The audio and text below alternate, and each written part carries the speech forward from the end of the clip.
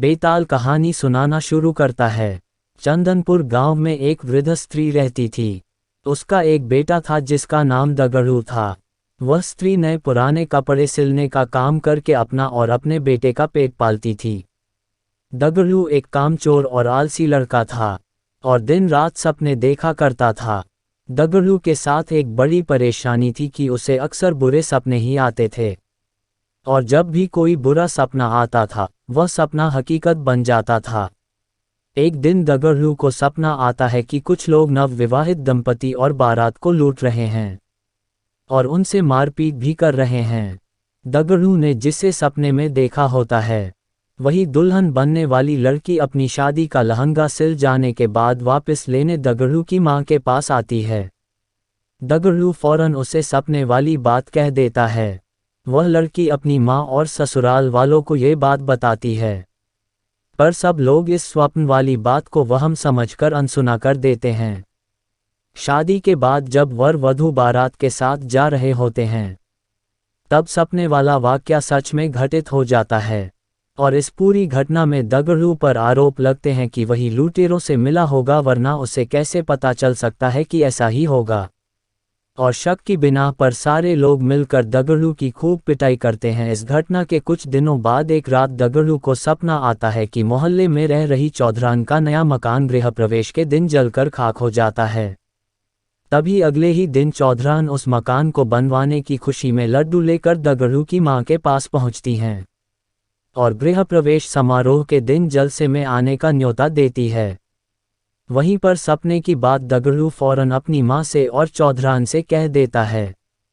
चौधरान गुस्से से लाल पीली हो जाती है और उल्टा दगड़ू की मां को ही कहने लगती हैं कि तुम्हारा बेटा ही काली जुबान वाला है और उसके बोलने से ही सबके साथ अनर्थ हो जाता है।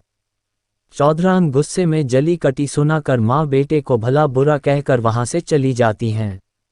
गृह प्रवेश समारोह के दौरान कोई घटना ना हो इसके लिए पक्के इंतजाम किए जाते हैं, पर फिर भी किसी ना किसी तरह आग की चिंगारी चौधरान के भव्य मकान के पर्दों में लग जाती है और देखते देखते रौद्र रूप धारण करके पूरा मकान जलाकर खाक कर देती है। चूंकि दगड़ू इस बारे में पहले ही बोल चुका था, इसलिए सब उसे काली जुबान का बोल उस पर टूट पड़ते हैं और उसे मारकर गांव से निकाल देते हैं। दगड़ू समझ नहीं पाता है कि लोगों को सच सुनकर उसी पर क्रोध क्यों आता है। खैर, दगड़ू एक दूसरे राज्य चला जाता है जहां उसे रात की पहर में महल की चौकीदारी करने का काम मिल जाता है। वहां के राजा को अगले दिन सोनपुर किसी काम से जाना होता है, इसलिए वह रानी को कहते हैं कि उसे सुबह जल्दी उठा दे। दगड़ू रात में महल के दरवाजे पर चौकीदारी कर रहा होता है। तभी अंधेरा होने पर उसे नींद आ जाती है और फिर उसे सपना आता है कि सोनपुर में भूकंप आया है और वहां मौजूद सभी व्यक्ति मर गए हैं। दगड़ू चौंक कर जाग जाता है और अपनी चौकीदारी करने लगता है। दगड़ू सुबह राजा के सोनपुर जाने की बात सुनता है। तभी उनका का रथ रुकवा कर अपने स्वप्न वाली बात राजा को बता देता है।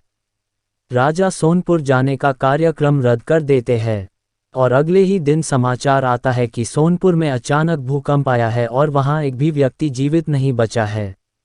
राजा तुरंत दगड़ू को दरबार में बुलाकर सोने का हार भेंट देते हैं और उसे नौकरी से निकाल बाहर करते हैं। इतनी कहानी सुनाकर बेताल रुक जाता है और राजा विक्रम को प्रश्न करता है कि बताओ, राजा ने दगड़ू को पुरस्कार क्यों दिया, और पुरस्कार दिया तो उसे काम से क्यों निकाला। राजा विक्रम उत्तर देते हैं कि दगड़ू ने अमंगल स्वप्न देखकर उसका वृतांत बताकर राजा की जान बचाई, इसलिए उसे ने दगड़ू को पुरस्कार में सुवर्णहार दिया, और दगड़ू काम के वक्त सो गया इसलिए राजा ने उसे काम से निकाल दिया। बेताल अपनी शर्त के मुताबिक राजा विक्रम के उत्तर देने के कारण हाथ छुड़ाकर वापस पेड़ की ओर उड़ गया।